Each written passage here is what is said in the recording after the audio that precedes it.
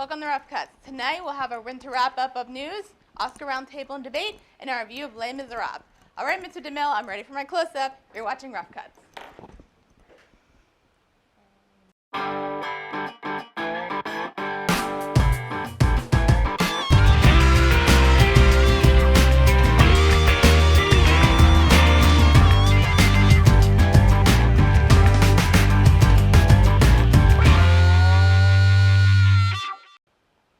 Welcome back to Rough Cuts. I'm Dara Whitman, and with me today is Sonara McKenzie. How's it going, guys? Good, thank you. Everything's good. All right, let's open up with some news. With rumors circulating about who could direct Star Wars Episode 7 since Disney purchased the franchise from Lucasfilms, Disney and Lucasfilms announced J.J. Abrams as the director. Now Abrams is considering a fine choice for director, but there has been some concern over his deal with Paramount Studios as he is still dealing with Star Trek and Mission Impossible franchises and has this added to his plate. There is bound to be pressure. What do you guys think? Mind you, I have issues when directors take on too many things at the same time. Mind you, J.J. Abrams has been known to balance a lot of things. He had Lost going at one point while he was still making movies, and then Star Trek has been fine and everything, but the one issue I had was when Bryan Singer left the X-Men franchise, which most of the time you have too much, you end up leaving to focus on more. So when Bryan Singer left the X-Men franchise, we got X-Men 3, and it was the worst thing that ever happened in life. So, it's a concern, but I'm pretty sure he's juggled things before, and things have not suffered, and I assume if he plans it out correctly, he wouldn't be filming stuff at the same time, whereas Singer filmed Superman Returns and tried to do X-Men 3 at the same time, and so it didn't work out. Guys, do you have an opinion? I just think a good director knows his workload he can handle, because everyone knows if you do too much, your quality is going to suffer. So in order to get a good film, you have to be able to get a quality film out. I mean, I assume that J.J. Abrams hasn't exactly directed a Mission Impossible movie for a while. I don't think, because he didn't do the fourth one. And I assume that, if they make a third Star Trek, which they probably will, he does Star Wars, although he technically said, he's not going to stick to the 2015 date. Maybe he's just might be pushing Star Wars off, and maybe to do, another Star Trek, whatever. I mean, that's great if he's not going to, say, hey, you're not going to rush me. I think that's normally some issues with studios. Most of the time we kind of blame directors when movies go wrong, and in some cases it is the studio's fault. Fox, I'm looking at you. When stuff goes wrong, but it's a legitimate concern, because let's be honest, the Star Wars franchise has been dead for some time. Yeah. But then again, the Star Trek franchise was dead for some time, and he revived that, movie-wise, because it's been dead for the movies for a while, ever since Nemesis happened. But All right. Bryan Cranston and Elizabeth Olsen are looking to join Aaron Taylor Johnson in Garth Edwards' Godzilla remake. There is very little known about the character or if these actors would make casts, as none of the deals are final until the writer Frank Darabont actually finished the script. Darabont got his hands on the script about a month ago, and the team is aiming to have everything ready so production can begin in March. Godzilla is scheduled to drop May 16th, 2014. What do you guys think? That's definitely one of those issues you have where it definitely sounds like we're rushing. I mean, one of my favorite movies I think was ever done was the Halloween 4 movie, and that was written in 14 days, the script, before they went into production, and it was a good movie. Yes, it had flaws, but it was still a good movie.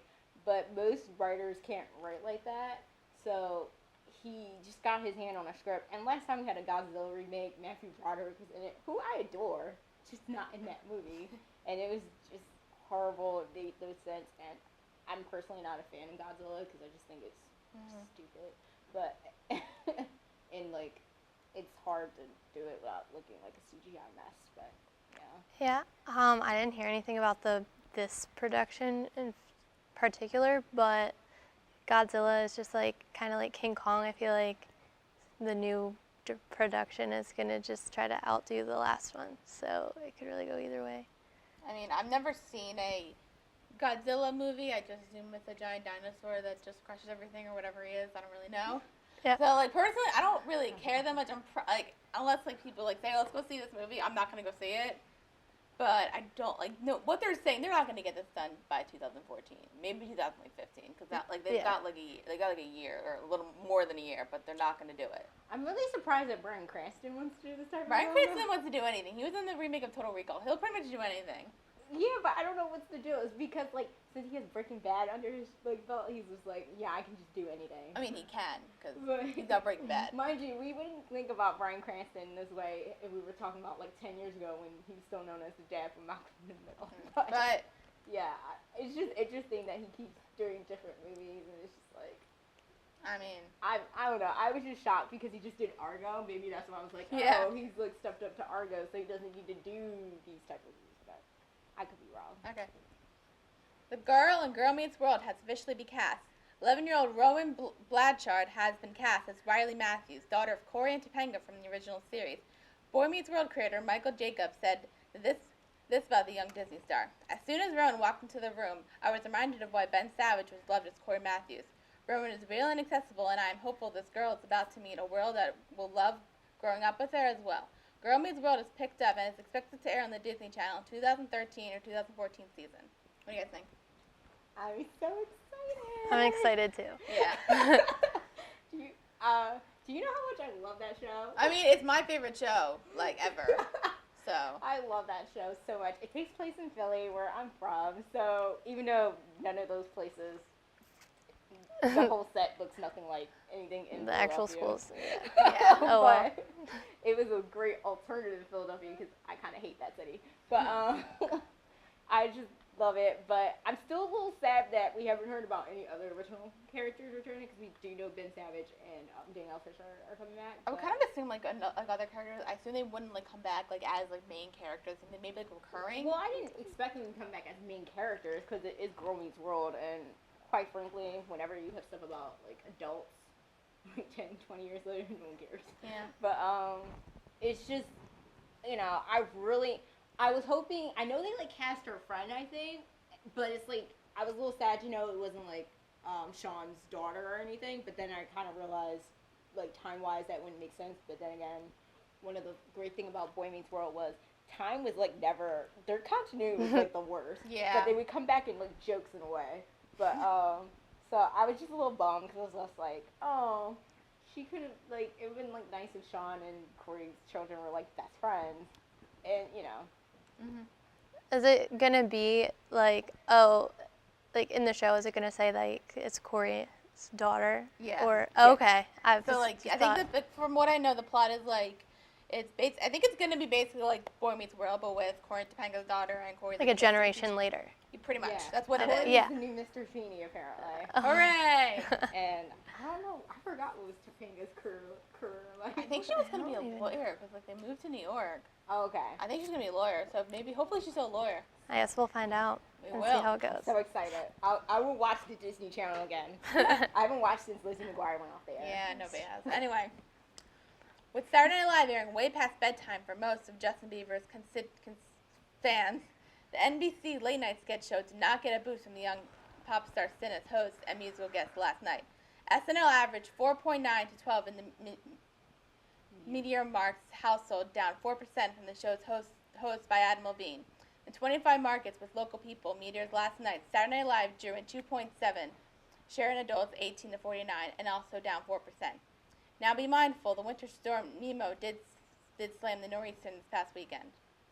What do you guys think? I hate Justin Bieber. So. Okay. And the storm had nothing to do with it. I mean, people could still watch it. Like, Yeah. Unless the power went out. I don't really know. But I hate Justin Bieber, so it's okay if the percent went down. But I've been hearing Saturday Night Live has been good lately, so it kind of sucks for them. I just haven't really watched it. Like, not that I don't want to, Yeah. but, like, it's, like, really late for Yes. me, even Saturday. And And then if For 12-year-olds who are his fans, it's exactly. late. And if, like, for me, if something's good, I'll just watch it online. So Okay. true. That's- Okay. That's all for news, but stay tuned because we have our Oscar Roundtable coming up after this.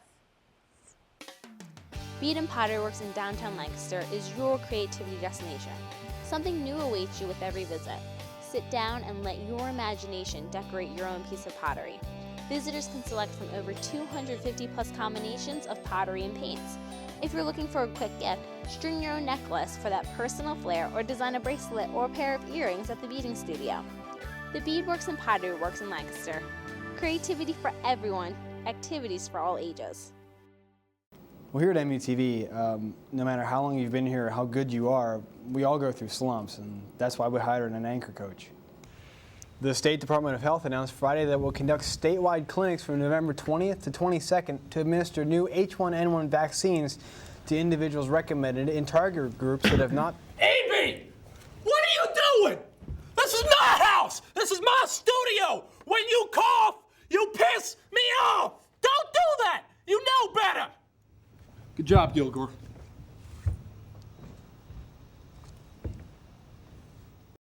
And we all pretty much learned that you just can't cough in his studio.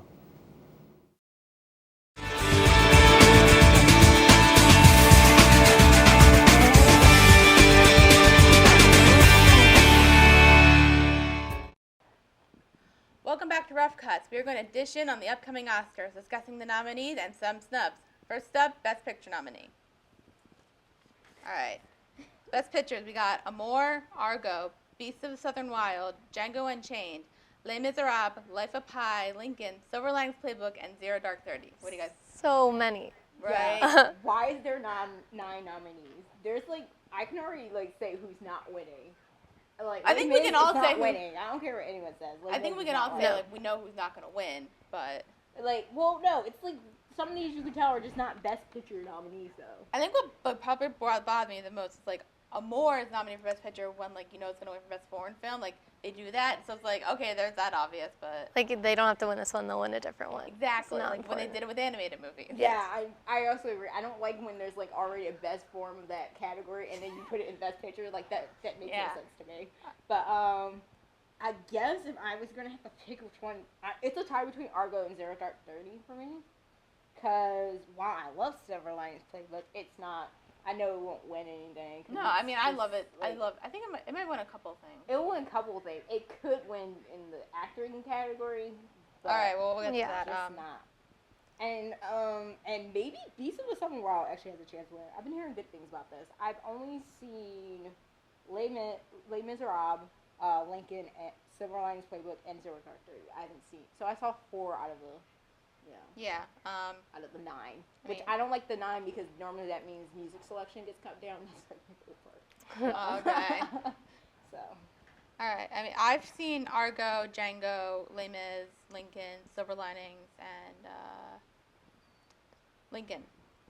And I personally think, like, I think Argo's gonna win overall because, like, it's been winning everything so far, and I would be happy if Argo won because, like, it's actually, it is like that. It is that amazing.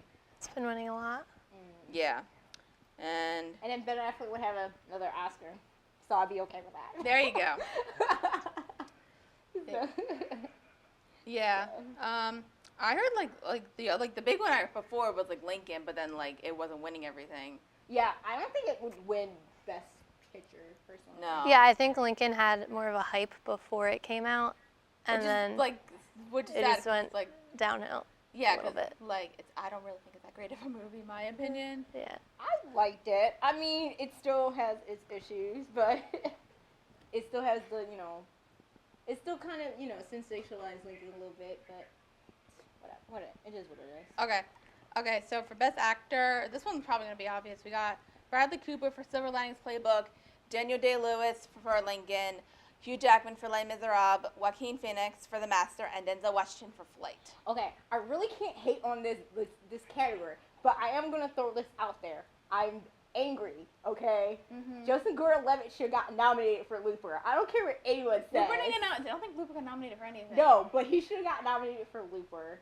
I'm going to say that, and that's just, I'm just like, I kind of like that it's for shame, Oscars. Oscars. For Well, they don't really shame. care about like comic books or like sci-fi stuff, so I just accepted that and moved on. I don't care. That was Sonara's upset. fiction movie. Oh yeah. It was 2012 was Joseph Gordon-Levitt's year, so I don't understand. It was.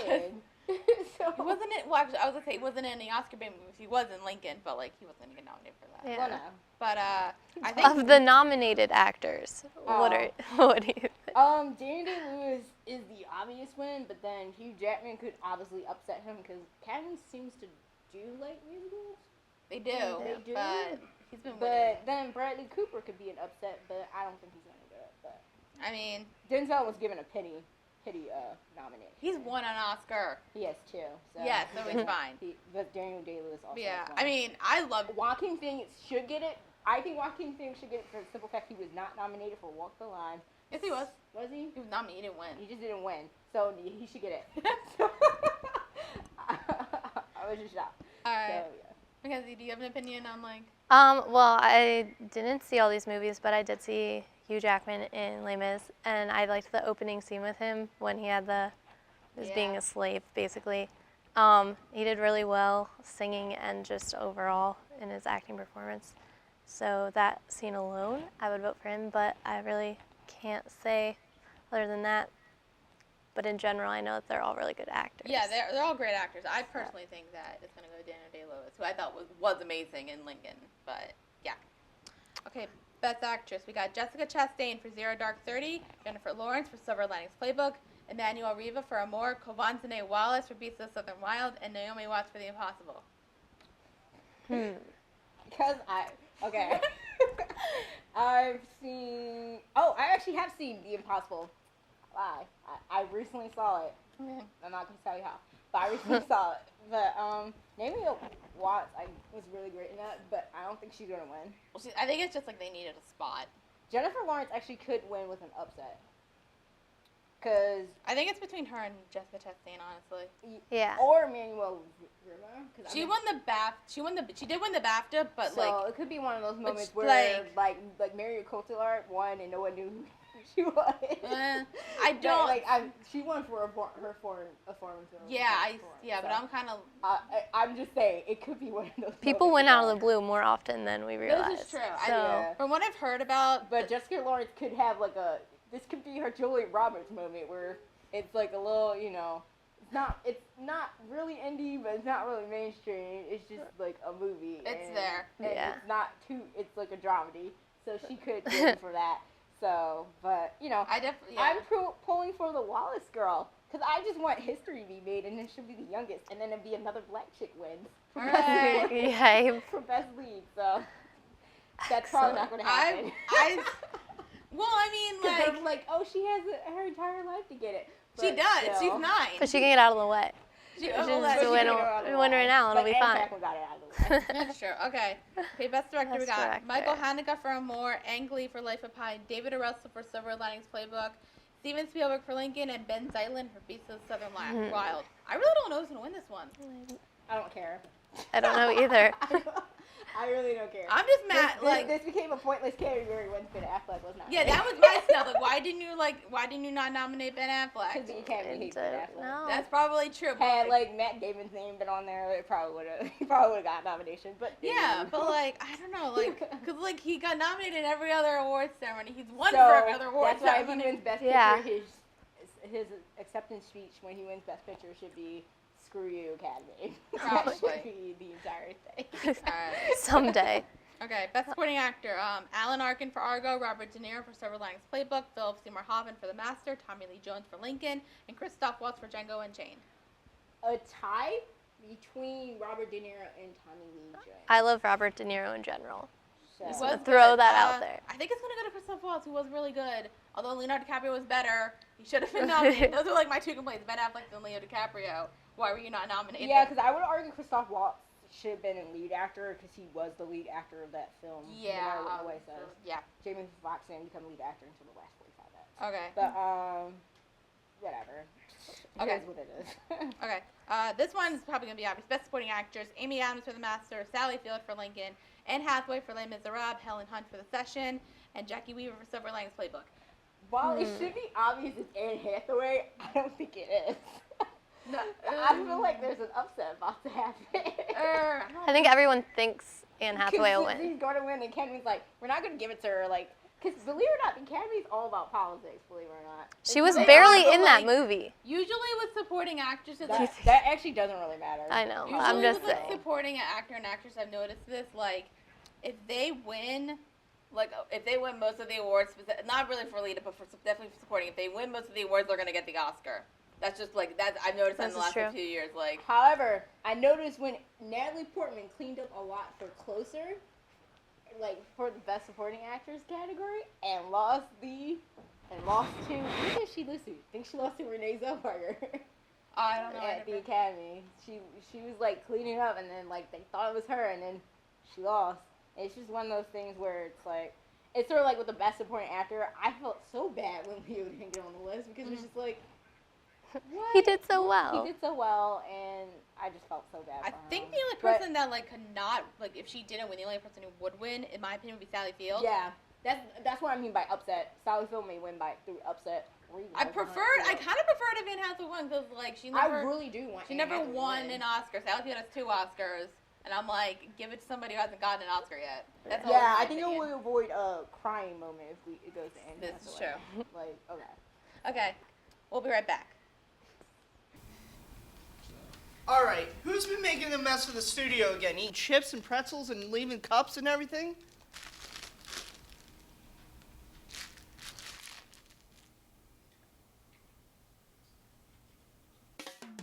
Bead and Pottery Works in downtown Lancaster is your creativity destination.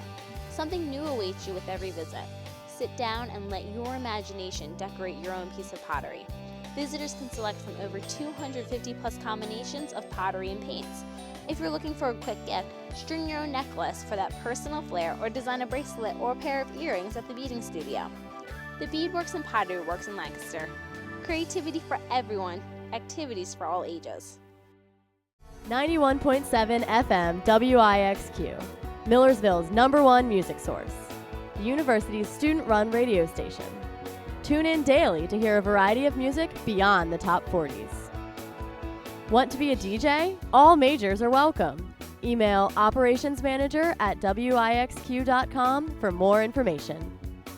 Visit us online at wixq.com. 91.7 FM, WIXQ, your #1 music source.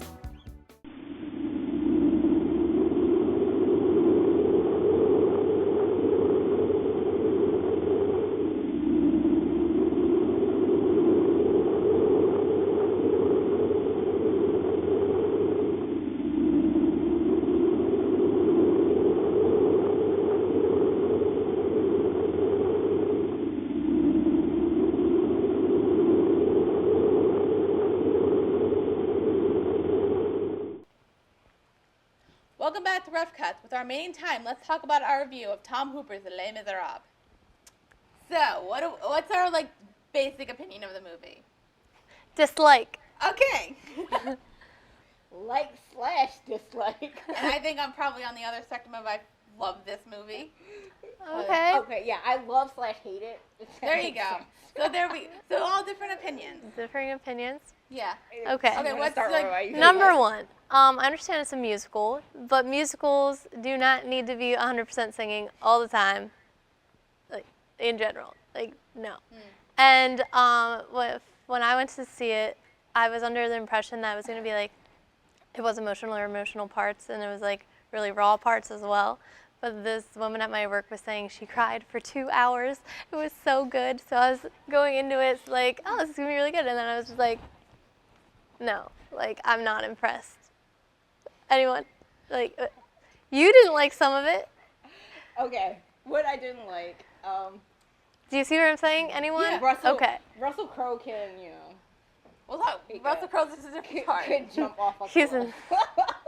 His monotone singing, like, at least, like, as much as, like, people got on Amanda Seyfried for her singing, it was just... People got on her for that? Yeah, I thought she was I pretty was good. shocked because I was like, she's playing Cosette. Who cares? Yeah, that's not a good candidate.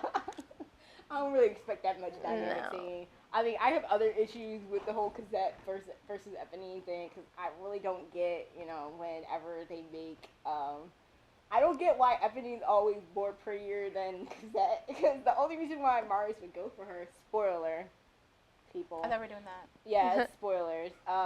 Is because she's beautiful, but you know, it makes no sense. Also, I had issues because they cut lines. I don't like that one bit. They cut lines during Fantine's death scene. Of course, I got mad because that's my favorite. That scene makes me cry like all the time. It really does. I'm heartless. But yeah, apparently. I'm a big fan of the show. My bracelet says it. I first saw it with Hugh Pinaro when he came to the Walnut Street Theater back in 2008. So, and then I saw it when I was studying abroad last semester. It was the final thing I did when I was in London. That's good. So, I saw it with the London cast. London casts are always better than Broadway casts. That's the truth. Okay. And I went to go see a particular person in the role, but he was sick that night, so I was upset. Okay. So I guess I'm the person like who like really loved the movie. Basically, me like I'm a big musical geek. I love musicals, and I love Les Mis. It's my favorite musical ever. And obviously, with the musical, it is basically an opera. It is all the way through singing. Yeah. Which is why, like, but like with me, like I know, like if they That's would, a non-issue with me. yeah, because like I knew if they would have like cut it, like what they did with Phantom, like they cut some of the songs, they turned into dialogue. If they would have done that, I would have been really pissed. This was the only Les Mis I've ever seen. Like, I never saw Oh, a yeah. play or anything, so I really didn't I know mean, what I was going it's a movie into. like I really love, but like if somebody like Most- points up something yeah. that's like negative, I won't defend yeah. it. I'll be like, Yeah. okay. Because, trust me, there's too many like, the other issue I have is there's so many coincidences in the story. And they did. I think they did that better, like in the movie, because Oh, they yeah, took they stuff from did. the book, and I'm like, oh my Yeah. god, that was in the book. It made me so happy. Yeah, Anne Hathaway's performance was dead on. It was. But, you know. Yeah. And I did like Samantha Barks. Maybe I didn't like her in the 25th anniversary because I Nick liked Jonas her. was there, so that made me hate everyone. So it just made me hate everyone, except Ramin, who played Angelus. Angelus. And because he's just, he's Yeah. fine. But Aaron Tveit was, I didn't really like Aaron Tveit, and I'm a big Tveit fan. I liked him. Like, I mean, I'm I a liked big everybody. Tveit fan. I Like, liked anytime he everybody. takes off his shirt, I'm cool with it. I liked everybody with like certain extents, but probably like my favorite was like I mean obviously like Hugh Jackman was great, Anne Hathaway was great, like they all great, but my favorite person like who was a surprise for me was Eddie Redmayne because Oh yes, Eddie because Redmayne like was it wasn't like the fact that great. like I didn't know if I was like, oh god, can this He's guy actually, sing? he actually can sing. I was like, oh yeah, you can sing, that's great, but then also like Marius is not that great of a written wise, he's not that great of a character, and like I felt like he took a character that's not well written and did what he could with it, and like he did Yeah. well with it. I mean, on a scale of like Obviously I do rank people. Mind you, the one who I wanted to go see when I was in London was actually in the movie. Oh, he right. Was he was the captain. His name was Haley Fraser. So Oh, he was okay. He was the captain, and it's funny because he ends up shooting like Yeah, that was the nice. character Like- that he has played before. But Good Train. But he was also in the 25th anniversary of Good Train, and he used to be Marius. Yeah. Like, way back in the day. But I adored him, and I wanted to see him because he was playing Javert when I was in London. Yeah. And he got a role in the movie, but it's just he's like one of my favorite Marius. Michael Ball is still the ultimate Marius. So Yeah. I loved Eddie Redmayne. His rendition of Empty Chairs, Empty Tables. That was I was like I saw that. That's most time when I have issues with like Marius's, it's because of that song. Because I'm like, that's the song where you're supposed to become a man. And 'Cause you all just your- lost all your everything. friends are dead. Don't sound like a little boy right now. But it's just, you know.